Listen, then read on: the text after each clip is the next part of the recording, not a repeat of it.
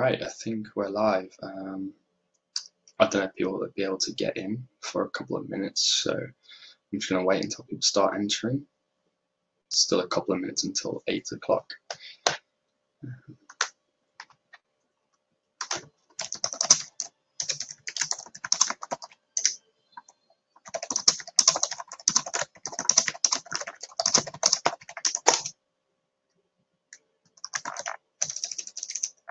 Okay, I can see a couple of people have joined.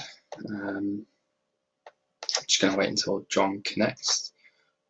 But yeah, let me know if you're in the chat so I can see who's here.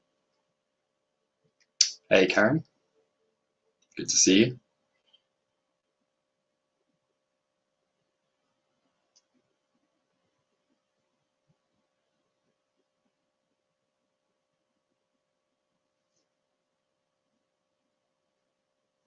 All right, I can see a few people are connecting now. All right. John's getting a message saying he needs to install a Chrome extension, so he might still be a minute. That's all right. We'll wait for him.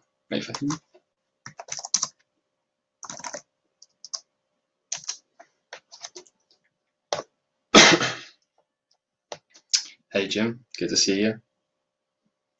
For those who just joined, John's getting a message saying he has to install a Chrome extension, so he might be a minute or so. Whilst we are waiting, who in here has sold any used books before? Let us know in the chat if you have sold any used books. I personally haven't. Fell asleep on the couch.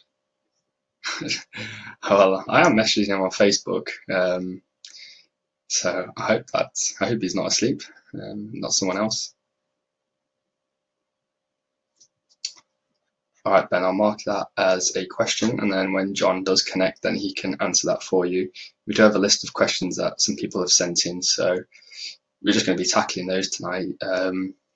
I guess, yeah, so the plan for tonight is for John to kind of introduce himself, talk about his story, because it's actually quite interesting, I think. I met John at Amafest, which is a private label Amazon event in Manchester. John's joined, and he sort of told me about his experience there, but it looks like he's connecting now, so I'm sure he'll be able to tell you a bit more. But yeah, John's going to tell you a bit about that, and then we're just going to be doing a Q&A on used books. That's pretty much the plan for tonight, and then if John's got any tips for anyone getting started, then we'll go through that. I haven't, Nicholas, no. Hello. I can hear you, John. I can see you now as well. We're in. I suppose we probably should have done a test run, but we got there eventually. Yeah, exactly. Yeah, I was gonna move because I'm starting to relocate to the study as opposed to working from my bedroom. But then I looked in my background and I was like, it's quite fitting that there's a bunch of books there, so I thought I'd keep it. Oh. Yeah, exactly. You're gonna see if there's anything worthwhile there. Right, yeah, show me that one. No. Yeah. All right, so we've got a few people in. I've just sort of said that once you're in, you can sort of introduce yourself, sort of talk a bit about how you got into used books, and then from there we can go on to the sort of Q&A and any tips that you have. And guys in the chat, if you do have any questions, let us know. I'll flag them and then we will come back to them shortly. But yeah, feel free to take it away, John. Let us know all about your used book adventure so far. Okay. Also, apologise if I start sneezing or sniffing because like hay fever's been crazy because of the weather. Oh man. But yeah, I'm John.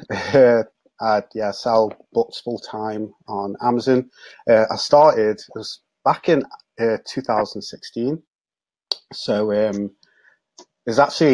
it's quite funny because when I started, I actually was doing OA and RA. Usually people like start with books and then go off to do other things. Now it's like reverse. Mm-hmm. But yeah, as my sister got me into it, she gave me a book called Arbitrage by Chris Green. And I've heard of it. Yeah, it's basically just like explains the basics of like arbitrage, any type of and explains FBA. But even reading that book, I didn't get it. And then we both went on a course. Okay. It was end of April, start of May. It was by a guy, Wholesale Help on Instagram, Andy Lawrence. Yeah. Yeah. And there's another guy, Lewis Wade, who was teaching importing, but I was like, okay, that's later on. I need to like learn this whole arbitrage stuff. So yeah, I did that. Next day, just went, literally just started on laptop, just looking at OA stuff, and found an item. And I was like, okay, so I bought like 3 of them. I wasn't too sure, so I was like, oh, just test 3. Then when I got back home, because I was in Bristol at the time, so I went from London to the course, then to Bristol to my sister's, then back to Manchester, just all over the place. But yeah, then I got those items, made a bit of a mistake, so I didn't realise how massive they'd be. I just thought, oh, this is a great deal. And they're like these massive play sets. And then just like looked around stuff in the house as well. So I had like books on the shelf. So I just scanned a few of those and then just kind of all put them together and sent them in. On like in the shipments. And then the toys sold.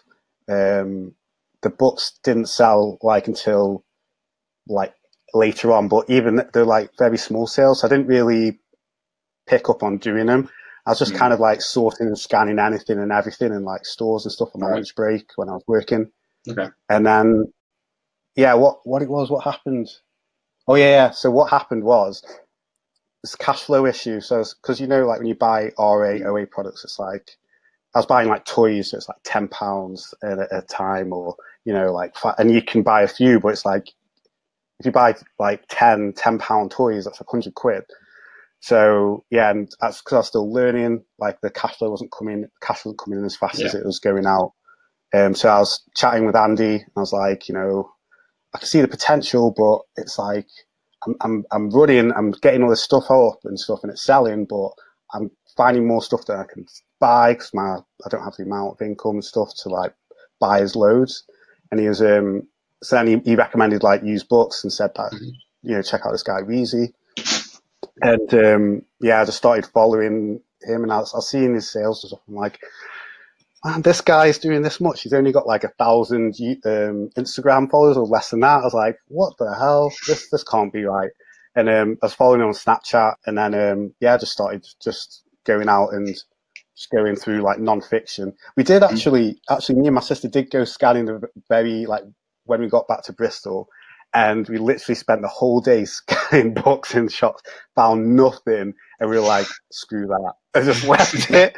But I was watching like these videos and stuff, and then like got into it, and then just started like testing different things, just looking all over the place for whatever books. And then just when books started selling, the more I got, and then it's just built up from there. And then that's it. So how long was it when you sort of sourced that first OA item to then finding Reezy and then going to used books? Was that a while, or was it quite soon?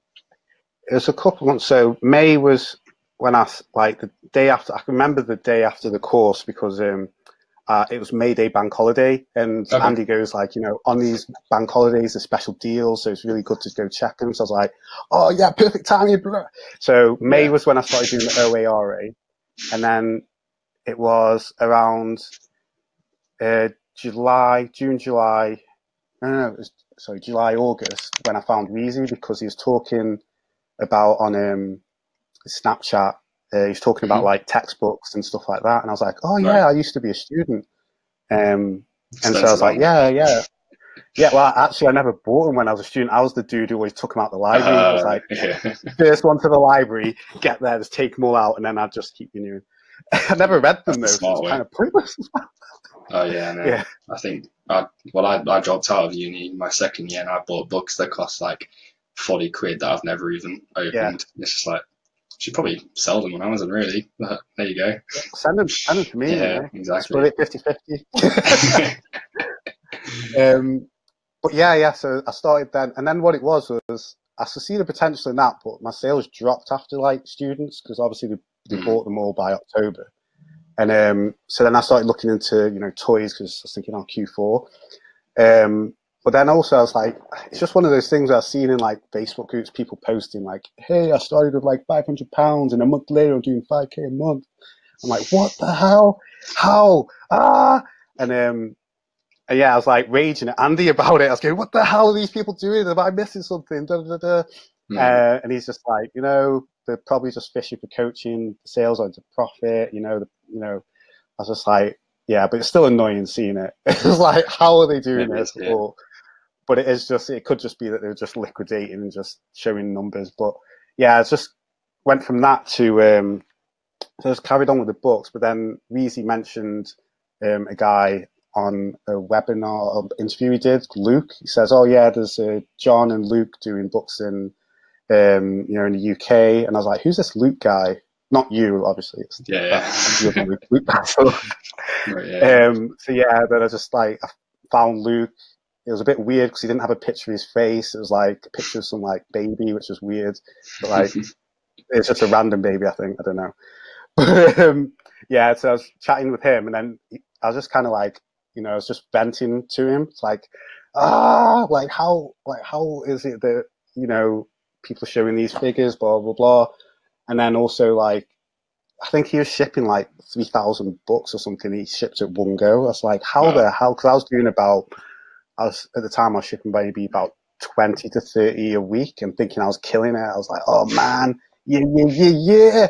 Hustle. So to be fair, it's like taking action, and it's good because it's consistency. But yeah. I didn't realize that you could get massive volume and send. I mean, I'm not shipping that many now, but it's like I'm shipping a lot more than what I used to. So yeah, it's just he just like basically just helped like expand my mind. Just like said, like you got to just think bigger. That's literally what he said. It was like you got to think bigger. Like it's everywhere. But you got, I was like, oh yeah, I've got loads of books here. Even got loads right here. It's still surrounded by them. But yeah, so then I just started like just going out more, thinking of ways of just getting more, and just built it up to then. And then I just started reviewing, doing numbers, and figured that I could quit my job. And awesome. Yeah. So how long ago was that you quit the job from?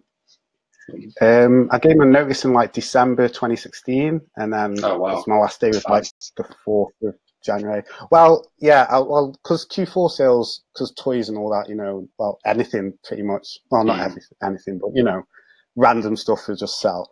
But and also I saved money as well. So I was like, I was buying inventory, but then because I was doing other like side hustles before that, but I just stopped everything. I was actually going to like quit doing. I was thinking in my head, you know what? If I just worked my job and didn't try to do any entrepreneurial, crazy, random stuff, I would have had more money now than I do now. You know what I mean?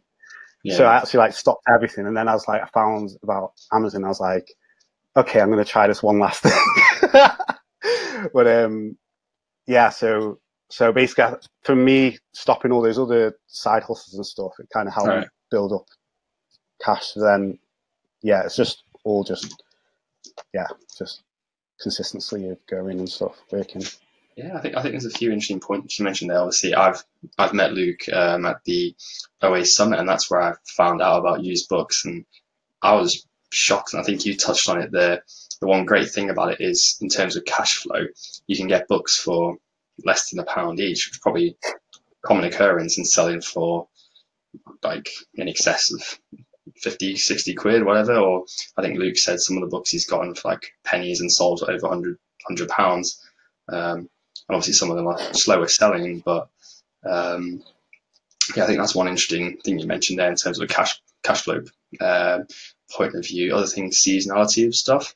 So like when you talked about textbooks selling well before October, that's obviously something that you listen to it and you go, oh yeah, that's obvious, but then you don't really think about it until it happens, I suppose. Yeah, and it's like, so I think now is probably a good time really in terms of, well, it's summer now, but then it's going to be September pretty soon, and we're going to be looking for those textbooks, I suppose. But yeah, well, I think yeah, even there, summer's like, yeah, I was saying summer's a good time it's the worst time to sell. Because what I find this in summertime is that my ASP drops. Like, I tested buying like fiction books last year. I ended up like having to destroy quite a lot of them. I'll say not quite a lot, but quite a few of them. But what I've found is that those ones tend to get purchased in summertime. For my I don't know, my sort of thingy. But yeah, textbooks don't like now. It's like all students are finished, so they're just basically getting flooding the market.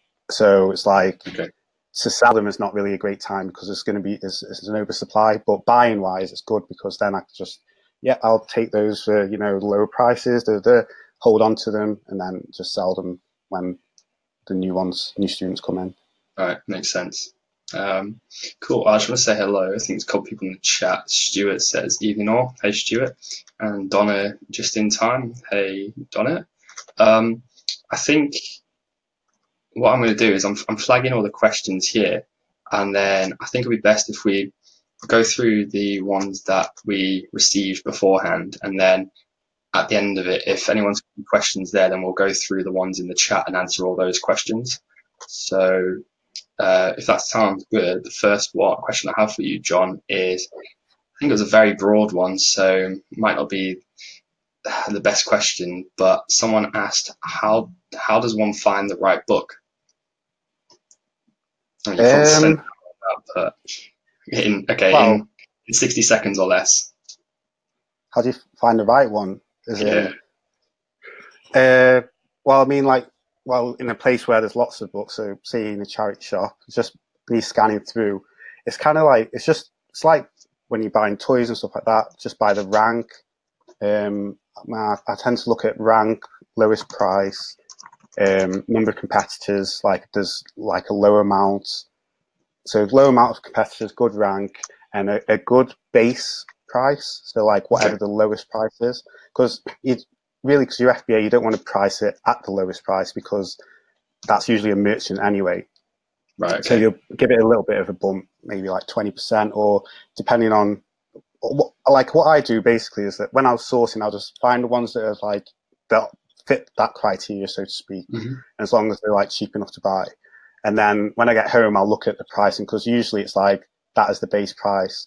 And then it's like actually it sells for a lot more because I check cheaper. Example, 2 days ago, whatever, I picked up textbooks from a student, and at the moment the base price is like £12. Mm-hmm. But I know in like 2 months' time when I check Keeper I don't know. It's like last year in September time, it's like it sold like the price shot up and it sold for like 49 or 44 quid. So it's like, okay, I'll just price that at the higher price and just wait 2 months. And so I think you touched on it there, but do you do those books FBA, or do you store any yourself and do them FBN, and do you send them all in at the same time, or books like those textbooks where you wait and then send them in September, or we just send them in now and price it higher? Yeah, so I only do FBA, so I'm like 100% FBA. Right. Although I like thinking, I should maybe do a little bit of eBay or FBM, but I can't say I'm probably the least reliable person at posting stuff because I just don't prioritize it. But and then for me, it depends on the time of year. So I tend to now I'll just price in them high and just wait.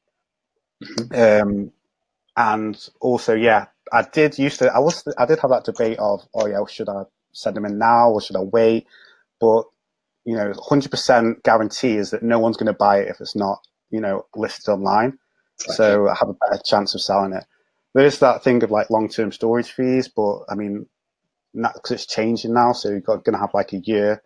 You have a year to sell your item. So it's like, well, send it in now. It should sell September. If not, I'd hope it is selling like January when second semester, depending on, what uni or course it is and stuff. Yeah, it makes sense. So just touch on that for anyone who doesn't know. I think the long-term storage fees were 6 months and they're changing to 12 months now. Is that right? Yeah, 12 months, and then it's monthly after the 12 months, every month. Cool.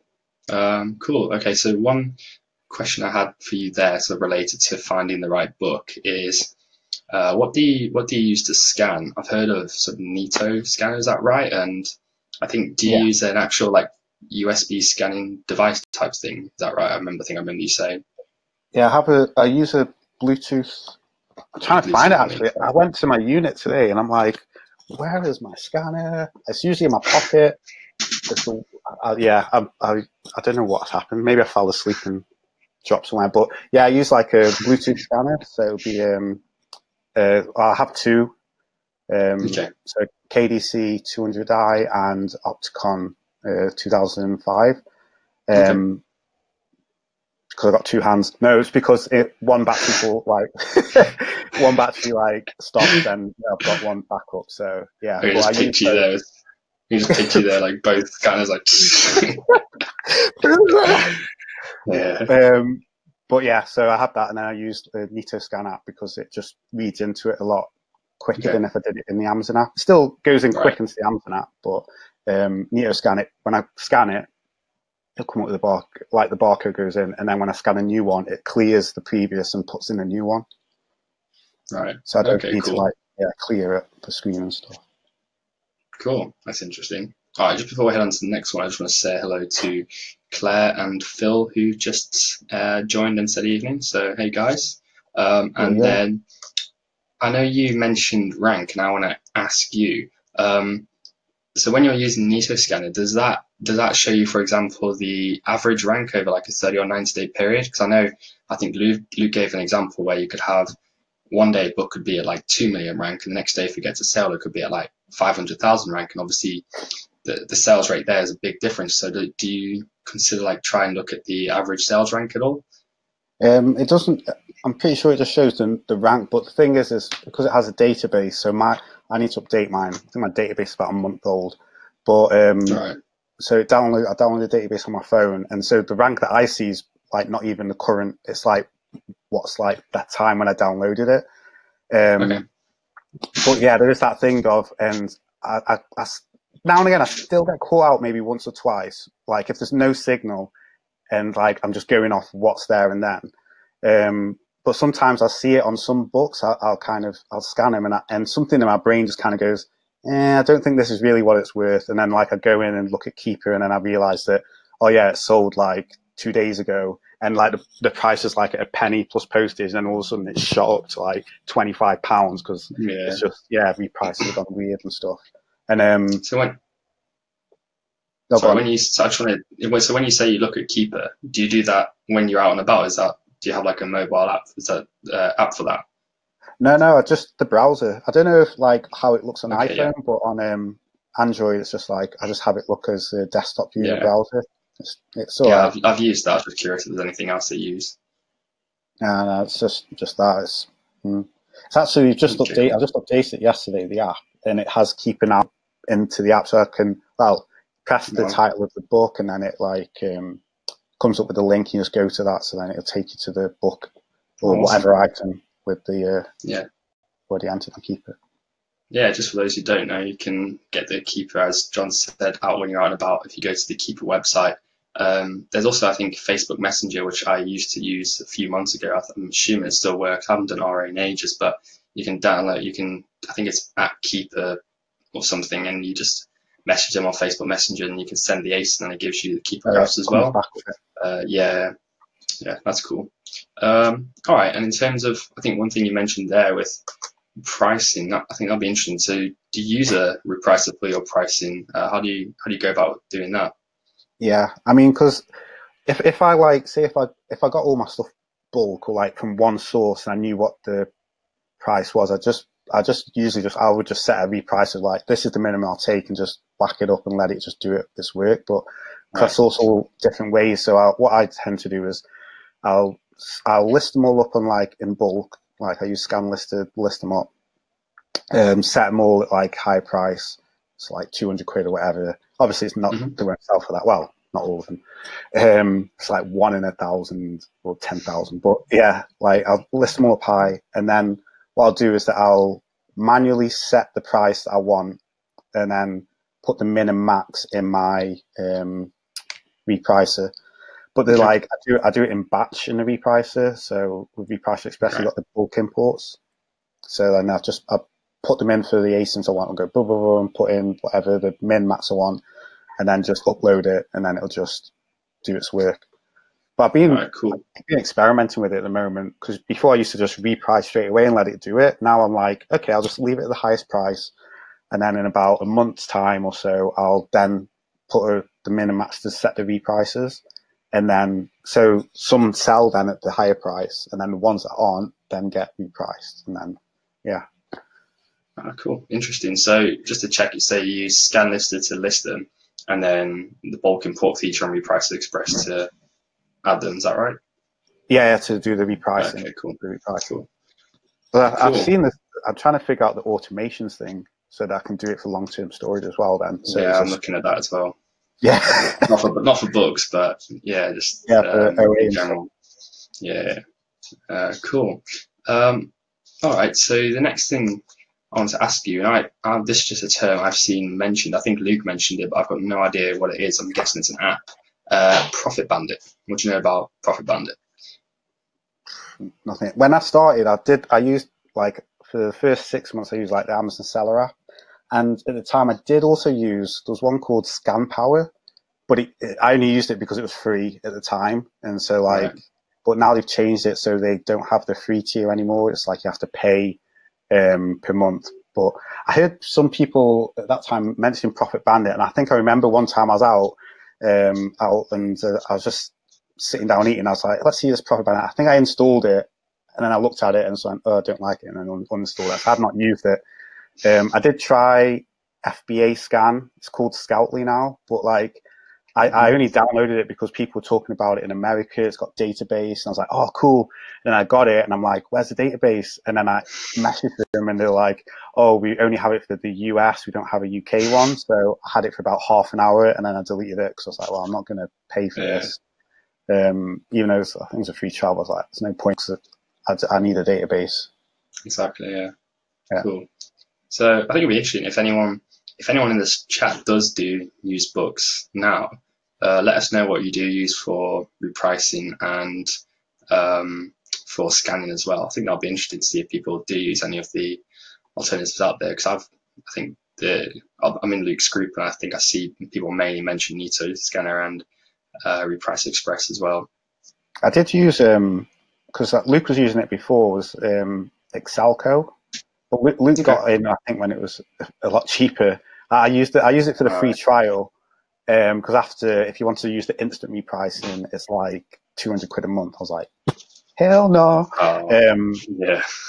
But yeah, I used it for the trial period, and it was all right. But I think for books though, I don't really need instant. It's more, I think, for RA, OA and stuff, where you need to be really competitive. You need to change when the competitors change and match or whatever. But yeah, for books, it's like, yeah, they don't sell that fast as other items. Cool. Rick said that he uses the Amazon app and his missus uses Scoutly. Cool. All right. He says that Scoutly's added the keeper chart now, which is really useful. Rick, are you based in the UK or the US? That'd be interesting. I can imagine if it's got a keeper chart now, that must be really cool. I suppose you can load it up, but if you've got it right there, it must save a lot of time. Donna says she uses Nitoscan with the KDC. I don't know what that is. Is it some sort of scanner? The scanner, yeah. It's one okay. Use as well. An Opticon scanner as a backup. Use ScanLister, but don't use a repricer. That's interesting. Rick's based in the UK. All right, cool. I'm learning a lot, so I'm enjoying it. Anthony says Profit Bandit's great. Have used it a lot, but not anymore. Oh, it's based in Stoke. Nice. Nice. That's where. Oh, I think I know who that is. So that's where I was born and raised. All right, that's cool. Yeah.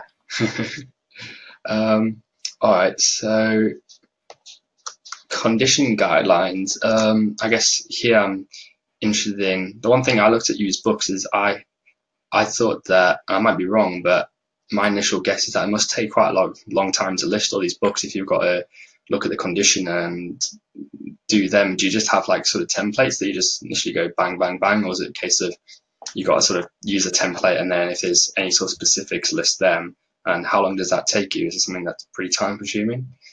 Yeah, when I first started, I was like uploading, like listing on my phone. It'd take me ages because there's different, you have goods, you have like, light new or new, light new, very good, good, Yeah, acceptable. But like when you have like good and acceptable, you could have like good with like writing, highlighting, and like a student book.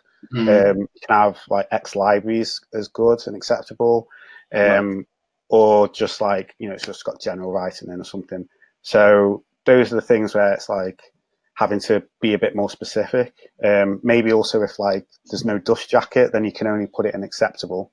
Okay. Or if it's missing like CD or access codes are redeemed and stuff, then it's got to be in like the good or acceptable, mainly if it's like missing items. I usually do anyway. I don't know about other people, but yeah, like so. But with when I use ScanLister, when I started it, I was like, what I have to do? But you basically set up your conditions, so you have like templates. So I had Okay. like I have templates for all the different types of conditions, and so then I learned this stuff like I think Reezy did a YouTube video on it. His business partner did, and I just basically just stacked the books in conditions. So very good. Okay. Da, da, da. So it used to take me a while, but it doesn't take long now. ScanLister and just doing it like that. But then that makes I don't know. I've just become a bit more lazy now. So like I'll go to I've actually got better nowadays. But before I was like I'd turn up to my unit at like pretty late and just go, okay, do it all. And it's like I could have just gone and done it in the morning, and then I had the rest of the Yeah. day to do whatever. But I was like, oh yeah, leave it last minute. I Just think like that's the thing with entrepreneurship. It's you got to motivate yourself. You've not got anyone telling you to go and do exactly. this, go and do that. I don't have my mum Yeah, or my dad saying like, John, get up, get out of bed, get to work. What are you doing? exactly. All right, cool. Donna says needs to get a repricer, but needs to read up on it first. I mean, yeah, I don't do use books, but for OA, reprices are amazing. Saves Yeah, so much time, doesn't it? Like exactly. Yeah. I've been manually repricing for 2 years. I had like Oh wow. 4,000 books and like items in my thing, and I'm like, and when long term storage fee, I'd have to do it 3 months in advance, like start pricing, Oh my like for word. long term, and then by the time you've priced it anyway, it probably needs changing again because other competitors have changed. Yeah, And I that's used crazy. to get annoyed when I was doing RAOA because like I'd change the price to match the buy box, come back And like it's what instantly 15 minutes drop it. later. Yeah, and I'm like, oh my god! I'll be calling up my sister like, oh, the seller, raging. It's just like, well, now with the reprice, it's probably happening, but I don't know, so I don't care. But the item sells, I'm like, yeah, Yeah. it's cool. Yeah, Well, I think it's one of them. It's like a Pareto sort of 80-20 thing where sure you could spend all your time trying to make sure all the pricing's perfect, but you're going to get sort of like 95% of the results using a repricer, and it's probably actually going to be better because you're going to be matching those people faster anyway. At least that's what I think. So yeah, Donna, definitely have a read up on it and yeah, have a look at that. Rick says yes, he's met you in Stoke, John. yeah, I know it is Cool, cool. rich. Um, Rich. one point I was interested in is, I suppose it's probably quite vague, but do you have any tips for people in terms of restoring condition of books? Um, I don't. Um, I mean, all I've done is like I just have like tissue and glue gun. That's like if it's like dirty and stuff. But there was one time actually I bought a. I was actually telling someone about this the other day on Instagram. Oh, this is yesterday. But I bought a book off a FBA seller. Mhm. This is weird, but like I think their repricer. Yeah, so Donna, be careful because I might do this to you. I think their repricer went weird, and they basically just priced this book. I think it was like 60 quid book, like textbook or something, at like 7 quid or whatever. And Oh wow. yeah, so I was like, cool. It was in very good condition, so I bought it, and it got delivered to me, and then it arrived, but the kind of oh, okay. Ugh. Actually, so say this is I've got a book here. It's a comic book. These are ones I keep, but like, you know, the hardback like that, so it like come off, so it was just like completely flat. The hardback wasn't on the spine. I was like, what? I was going to like complain and just get a refund, but I was thinking it did, so I put it on and held it together, and then yeah, it just fits it, and then I just sent it back in. Not in very good condition, but I sent it back in, and then yeah, it sold. So it's worth. That's like, awesome. Yeah. Anthony says, "Are those used books behind you, Luke? Give you a tenner for all of them." Yeah, they are. I was saying to John at the start that I'm moving into my study. Well, it's parents' house, but parents' study in the house at the moment instead of working from my bedroom. And I was going to move somewhere else that had a blank background, but I saw the book and I was like, it's pretty convenient, well, suitable for the live. But yeah, I think they're pretty much. Yeah, I think they're mostly my mum and dad's books. So I'm not too sure they'd be happy with me selling all of them. Sorry, Anthony. Ben, I've seen you've asked that. Don't worry, we will get to it. I've marked all the questions in the chat and we'll answer those all at the end. I'm just getting through the ones that we had submitted beforehand first. So on to the next one anyway. I think that's kind of been covered in terms of, I sort of mentioned the prep being quite time consuming, and it seemed like the answer was it is, but you can obviously take steps to help you with that, like scan list and having the templates and stuff. Does that sound about right? I don't know if there's anything you wanted to sort of mention there, or should we just move on to the next one? Yeah, I mean, like that's like what I've been doing in the past month is actually I go out on source and ship on the same day. So I'd go source in the morning, and then by like 1 o'clock I'll be done. And then when I get to a unit, I condition it all and do like, so I'd ship probably, like last week I did about 220 something books, but like some days I was doing 50 yards, other days I was doing 40 or 30, you know, it was like, but I could do 50 I'm the guy, suitcase guy. So I mean, if there's no excuse now for people if they haven't got a car or whatever, there's no excuse. Exactly. I suppose unless you live in the middle of like, I don't know, South Wales or something in a remote village. I only use that example because I've just been on holiday sort of southwest Welsh coast, and I can't imagine the public transport links are that great. But then again, there's probably no one else doing it, so you might get some gems. I don't know. But all right, I wanted to ask about what your thoughts are on building relationships. I know even when I was doing a bit of RA, I did quite a lot of Argos collections and that, and just having those people know you. And I remember one time I had a big collection to do. I went in and gave them all like the fast track codes, and then I was like, I'm just going to nip for a haircut and come back.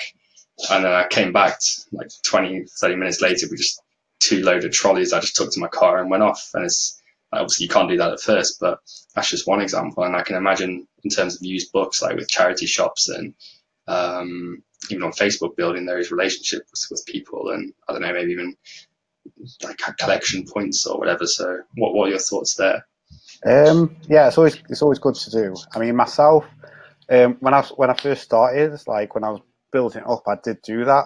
I've only just started like getting back into it last year. Kind of just not did it. I didn't do any sort of socializing and building relationships. But yeah, when I first started, I was trying to connect with charity shops and stuff like that, and I got a first like sort of bulk deal. It was just like I got like 3 boxes a month from a charity shop, but they weren't that great though. But it was like a learning experience. And then like the second one I got, it was better, and that relationship's like carried on until now. I get less from there though now, because I think they're more focused on trying to sell them, but also it's just, I think maybe even just more resellers out there, they're just getting more, so I end up getting less. But building a relationship. I mean, I've been going out recently and stuff, and I just try and like, I don't like I would go in and say I buy a lot, and then like they'll obviously ask the question of like, oh, you like reading, or you know what I mean? There's a standard. Well, there'll be a standard question of like, what are you doing with all these, or you're going to be busy, and I'm like, oh, you know, it's actually for my business, blah blah blah. And then I just see how they receive it. Some are a bit Yeah. like, some are like, oh, so you sell it on for more, and I'm like, well, yeah, like, yeah, Yeah. you know, that's how I've got to eat. But yeah, some are like, oh, great, yeah, we got loads, blah, blah, blah, come back again. Or, you know, I went to one actually, it was quite funny. Because I think a lot of people are very like shady when they do it. They're like in the pocket, in the coat and stuff. Like you just look like you're robbing the place. But one manager saw what I was doing and said, "Oh, you were a bookseller," and I was like, "Yeah." I was like really surprised that they knew what I was doing. I was like, "Yeah, yeah, yeah." Well, I was like, "Oh yeah, we got loads of people coming in scanning and stuff." I was like, "Oh right." Right. I was thinking, well, I may as well go home now. There's nothing here. But Yeah. I was just chatting to her, and I had my like suitcase and like bags and stuff, carry a like life bag for life as well. And I was like, yeah, well, I was chatting with her. I said, yeah, I don't have a car, so I just have to wheel that around and stuff. And then she's like, oh, you know, well, you know what? She like gave me the number to call and said, oh, I'm gonna, you know, restock at this time on this day and stuff, and just give a call ahead, and I'll let you know if we got new stuff in. I was like, oh, sweet. So. Nice. It helps because it saves me going all the way like miles Yeah. and stuff, and then it's like, oh, I only go if I know that there's stuff there. Yeah, exactly. I guess it's those small things that end up making a difference. Yeah, yeah. Cool. Do you set up any Facebook Marketplace alerts? I think I saw Luke mention in the OA Summit I think he sort of sets up alerts for any keywords in his area. Is that something that you're familiar with? I've heard of it, yeah, but I don't do it. And basically, my phone's like always in my hand anyway, pretty much. So it's like I fall asleep with it and everything. So it's like I'll just pop in and maybe look at it, and then I might see something. I'll go, oh hey, or like when I'm traveling between locations and stuff on the bus, I'll just jump on. Yeah, but I like with Facebook, I was actually going to do an Instagram post because I had a message of like. It was last month. It was from a student. It was like, "Oh, you're that guy that buys books off students and sells them for more." And I'm like, "What the hell?" And she was like raging. I'm like, I just explained what I did, and then she realized that like she didn't really know that all the other stuff behind the scenes and that like companies do it. But like usually, what I try and do anyway is if I go on there and stuff and I meet someone, I'll rather do like a buy off them, but then I'll just say like, you know, if you know anyone else, and just kind of use. Try and use word of mouth to kind of spread the word, so to speak. Okay, cool. Yeah, I think you've sort of answered that one. I think. Have you ever done notice boards at supermarkets, like that kind of thing for collections? Have you ever sort of stuck a note on saying if you have books, call this number, that kind of thing? I've not done notice board. I was thinking about it, but then if I had a car, I probably would, because I could imagine that if I did it, someone would be like, "Yeah, I'm clearing out," and then I'd be like, "Yeah, great," and then I'll be like, turn up with a suitcase and like, "Yeah, I've got this whole room of books." I'm like, "Oh." There was one time I picked up I got some for free. Just someone was getting rid, but they were like this. They were a school teacher or something, so they're getting rid of all the books and stuff. But I didn't drive, and I was working. This was at a time when I was working, and so I couldn't pick it up in the day. So I managed to get a man in a van to pick up. But then on the day, literally an hour before, or no, it was literally like when he was supposed to pick up, he didn't turn up. And so I had to run out of my work and like call him. And then when he finally answered, he's like, "Oh, I'm really busy on this job. It's running over." I'm like, "Well, they're gonna like donate all the books to charity in like the next like 20 minutes. Like, so will you be there by then?" He's like, and then he just cut off. And obviously, I think he just hung up on me. So I was just like raging. And then someone in my work, my manager actually said, like, I was explained, I was like, "Oh man, this guy let me down." He's like, "Get an Uber." I'm like, "I can't leave work." And he's like, no, get an Uber to pick it up and drop it off. I was like, "What?" So yeah, so I ended up, I literally, it was really cool though, got Uber and just put in that address, put in my home address because my flatmate was in the house and was Yeah. supposed to wait for man in the van. And then yeah, I saw the Uber like turn up on the map, go bing, stopped at the house, and I saw it driving. I'm like, oh, this is really good. Like I'm tracking my freaking delivery. And then yeah, it just got to my house, and then my flatmate was like, because he had cash with him to pay because he thought that it was a man in the van, and he's like, the Uber guy was like, no, it's been paid. I was like, yeah, thank you for not giving him any more money. Yeah. Worked out cheaper as well though. That's cool, man. That's the kind of thing I never would have thought of that. That's cool. The last question I had listed here, I think you sort of mentioned already, but what type of books do you go for, or what kind of books do you avoid in general? So yeah, I mostly is non-fiction, but because like it depends as well on the buy cost. So I tend to, around this time of year, especially like summer and stuff, like I'll test with like different books. So fiction books I usually avoid, but if the like buy cost is like 10p, 50p, I'm like, I'll just and if I've got time, I'll just scan through. If I'm limited on time, I'll just go non-fiction and I'll be like in and out. But if it's like, I've got time to, I'm just going to go to this one place, or I'm going to go to like, I haven't got many places to go to, then I'll just go and just chill in the fiction section stuff and see what I pick up. And then what I've started doing is just like, I'll customize my SKUs.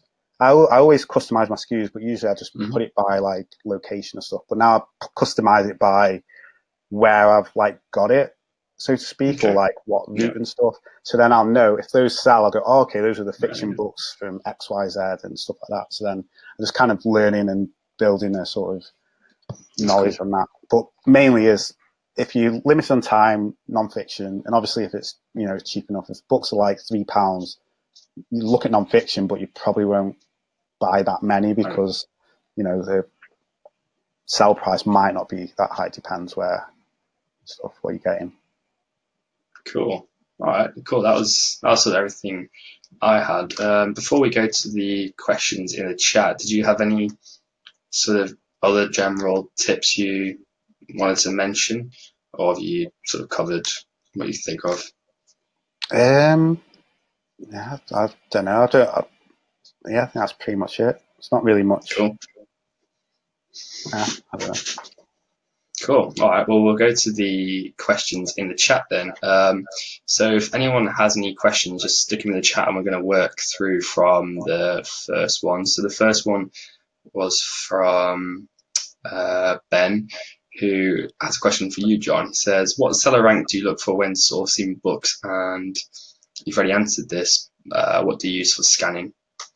Yeah. Well, I'll answer for the rank is, say it varies. I'll try and stick below the 1%. So like it's that 500,000. It varies. Sometimes it's like 600,000, but it's around that, under that. But then sometimes I go above. Like someone asked me this before on Instagram, and I was like, yeah, that's what I try and stick to. But if a book's 50p and it's potentially could sell for like 50 quid or 30 quid or whatever, and I'm like, well. And in the ranks maybe like 2 million. I may not like just decide there and then, but if I can check Keeper and I see that it's sold at some point, and then also that there's not that many competitors, then I'm like, especially if there's no FBA, I'm like, well, I may as well just whack it up as FBA and see who takes it. Yeah, but then I try not to do too many of that as well, because you could just fill up your storage with a bunch of million ranked textbooks, and you know what I mean. Yeah, so, that makes sense. Makes sense. Cool. Nicholas asked if I've looked at TA's library feature. No, I haven't. I don't know if you've looked at it or John have not. As a tactical, I've never used tactical. Yeah, no, I've not looked at it, Nicholas. Karen asks, how do you manage to have a continual supply of suitable books? She says her local charity shops have been quite empty for the last few weeks. Well, I mean, like, I find it's a similar thing, but it's like I'll just go further out. Like, I live in Manchester, but there are other cities in the country. Obviously, not everyone can just go off and go to, you know, different cities and stuff, but that's just what I do. So it's just like I've rinsed everywhere that I've been, and maybe I've popped in again, and it's like there's barely anything there, and I'm like, okay, I'm going to leave this for like a couple of weeks and stuff, and I'll go somewhere else and just, you know, it'll be a longer day, but it's like that's how I'll do it. And then it's just sourcing different ways as well. So it's like, you know, so one thing that I find is pretty cool is just like if you just tell people, like, I think a lot of people think, because like, oh, I'm going to be selling it for more, and they don't tell people. And there are people who just have an issue with books. Yeah, some people may have an issue with you selling it for more, but some people are just like, I don't care, I want to get rid, and they just give you the books, like, or just say, you know, if you pay them, they go, okay, cool, but just, you know, and then some, you know, people may recommend you to other people and stuff like that. So it's just kind of like multiple sources of sources, you know, if that makes sense. So Yeah, like, definitely. Yeah, it's kind of like you can see, I think, talk about before, like try setting up Facebook alerts, and it's not, I guess it's not just charity shops, so it talks about how you check on Facebook, and as you said, try and ask people to see if they can recommend you. So it's building up those different sources. yeah. Also, like, was that Spock? Although Spock's a bit annoying because you can't lowball too much, because it says like, right. this offer's too low, you need to offer higher. So I'm like, but some of them I managed to get, and then I may tell the person what I do, and then they're like, oh, okay, yeah, I know such and such, so I know a few people. Or sometimes they have even more books, and like, oh, actually, I've got all these, do you want to go through them? So it's like, Okay. you know, just trying to get more That's out of it. interesting. Yeah. Cool. Ben's asked, any chance you could do a YouTube video from you sourcing books to shipping them? Dude, so, I've got so many videos on here that I just cannot be bothered to edit. No, I'm joking. I have got a lot, but I always, in all these videos though, they're just like basically vlogs, and there's probably very little book content, because when I go sourcing, it's like I don't have time to, like, because I've got Snapchat spectacles, I could literally like film it there, but they last for like 10 seconds at a time when you're filming. And like in 10 seconds, I probably can just like get a few books scanned, and all you'll see is that I'm scanning these books and there's nothing. And then it's like I'd have to like do it all, like, you know, say pre-production and stuff, and have it all set up and things. And I just don't have time. I'm like in, out. I don't know. Maybe at some point I'll just spend maybe a day and just go, right, I'm going to go and scan and stuff. But yeah, I haven't got a plan of doing a video on like how to list them and things like that. There's loads of videos on YouTube. I was thinking I might do a video on like Neto Pricer, and just, I did mention it before on Instagram, and loads of people saying like, yeah, do it. So I might do a video on like just the basic how it works and stuff like that. You know, because a lot of people just don't know how it is. Yeah, I think, Ben, if you look on YouTube, there probably are similar videos out there. Yeah, Reezy's got one on he uses, where his business partner uses Scan Lister, and he literally, I think it's about an hour long, and he literally says like, Scan Lister's changed a little bit, but it's pretty much the premise of how to do it with the Scan Lister and stuff. That's cool. All right, Sean has asked, he said that the good thing about books is you don't pay VAT. He's asked why are fees higher, and I'm assuming he's talking about Amazon's referral fee. I don't know why. Do you know why the referral fee is higher? Or is it just that category? I don't know. It could be that category. I mean, books are like, they're quite heavy as well. Like some of them, like they're just like, especially like textbooks, the hardbacks and stuff, they're heavier. So it could be that. But yeah, books are zero rated VAT like that. But I'm not an accountant. I have an accountant. They deal with anything. It's my disclaimer. I don't have it. Yeah, I have an accountant. I just send them my books. No, I think for me anyway, like fees and that, I just take it on chin. It's like they're there, and if it's profitable, when I'm doing it OA, if it's profitable with fees, I'll buy it. If it's not, it's not. I don't know why the fees are what they are. I just look at them and accept them pretty much. You can't change them. You're paying for a service as well, isn't it? Like, I know, like the higher, like people who sell on eBay like complain about a lot about fees on Amazon because they are higher. But also, it's like, well, for FBA, you are paying for a service of like they're going to store it, and they're storing it in their warehouse. They have staff that are like going to basically that put it, catalog it. They've done the whole system for you, and then also there's staff they're going to post it for you, and everything. So it's like they're basically there's going to be more fees because of that in general for an FBA. Yeah, exactly. Just any more questions? Nicholas asked, have you guys done any MF to FBA for books? Yeah, I haven't actually sold any books, Nicholas. It's just something that I'm interested in. I don't know, John, if you know what that is. Have you done any MF to FBA for books? For buying off a merch fulfilled and selling MF sellers. Yeah. I did it. I've done it. I do a bit of it, but it's like when I first did it, it's like I think I sold a book for like 20 something pounds, and I was like, and I always have like because I encoded the SKUs, I was like, oh cool. And then I'd always check back at the listing, and I was like, check the listing. I was like, wait a sec, someone's bought this book, but there's like a penny. Someone selling this merch fulfilled buying it, like selling it for a penny, and they totally ignored that. And I was like, well, if that book's very good condition, I was like, okay, I'll buy that and then just sell it myself. So I did that, and it worked sometimes, and then other times it didn't. And then I went deep on it, and then when it came up to long-term storage fees, and I was looking, and I was like, damn, what the hell was I thinking? And so then I just started, like, I destroyed a lot of them, but then just refined, and then I'd do it now and again, but I'd have to be, because if you buy in merchant, not all of them are maybe a penny, but you've got to be like, you've got to be definitely sure it's going to sell. Like, you know what I mean? Right. I always like I tend to say to people whenever I look at like books or anything, when I'm scanning like whatever, I have like a backward mindset. So that sounds so bad, but like in the sense that I will look when I'm scanning, I look for a reason not to buy it. So if I can't find a reason not to buy it, then I buy it. If that makes So it's like if there's nothing that's like in the doubt of like, oh, it's not going to sell because of this, or it's actually becoming more popular. Like is with sellers, there's more supply than demand. Okay, I'm not going to buy it. I'm going to leave it. So it's like kind of I have to be sure.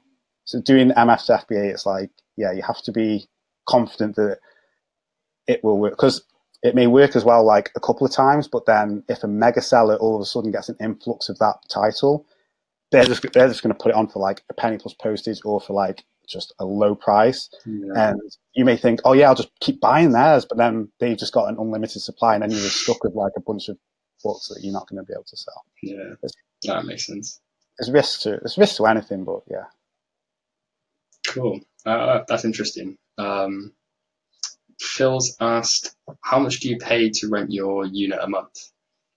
For my one, it's 200 a month, but as they always go up and stuff. But it's going to definitely go up by the end of the year, because I'm going to move into a bigger one. I don't know. In my head, I'm thinking, well, because I'm going to, I still do books and stuff, but I want to do like other things. Maybe I'll do some OA, or maybe I'll do like I keep saying I'm going to do eBay at some point. Maybe it's just I need more space, because I don't have space to do like. I've got like one table to do everything on for processing, so maybe I'll get. I was thinking get a bigger unit, and then I can have a second table for like listing.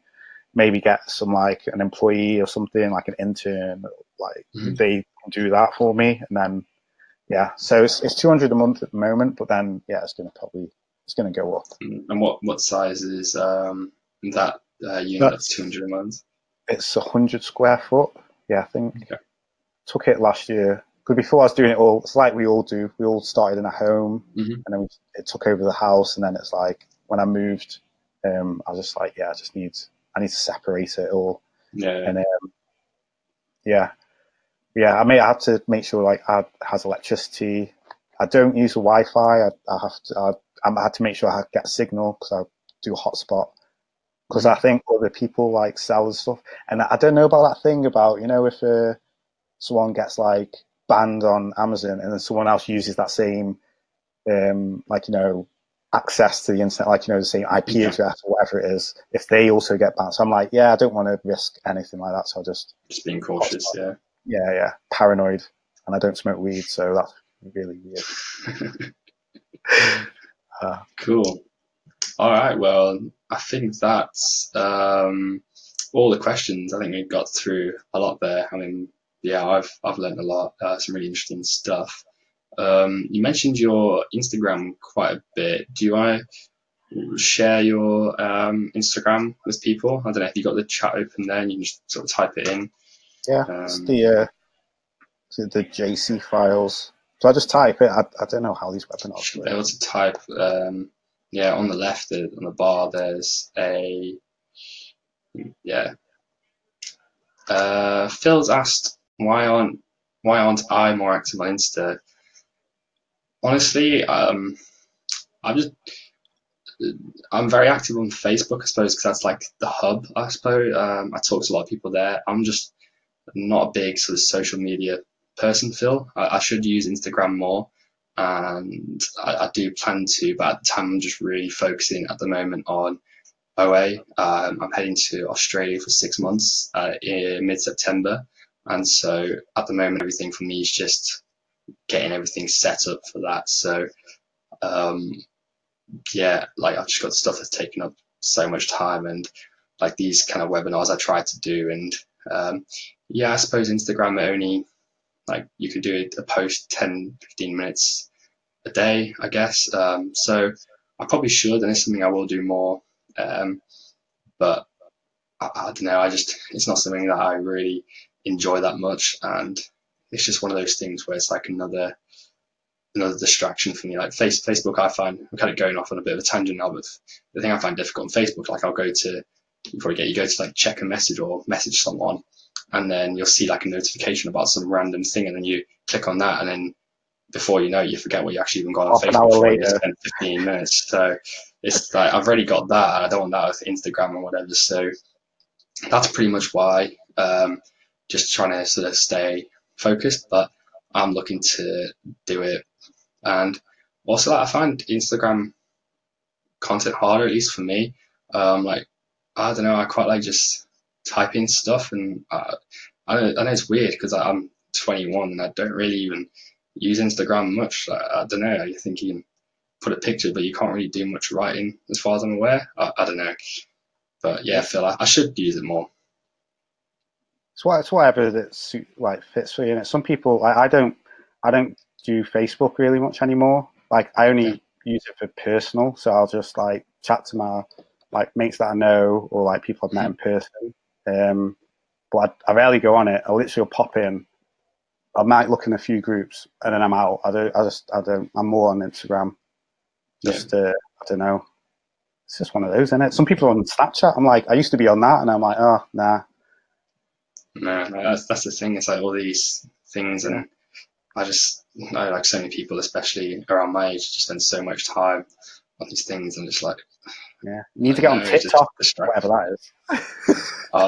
No, I haven't actually been on it, but I went to Matt Webley's event in London on Thursday, and we're looking at like you can look at the time you spend on your phone on like different apps, and his highs was like TikTok, and like it's yeah, like I've seen it, but I've never like downloaded it or anything. It's a case of like I don't want to download it because then I probably will go on it and get addicted to it or whatever. So yeah, but cool.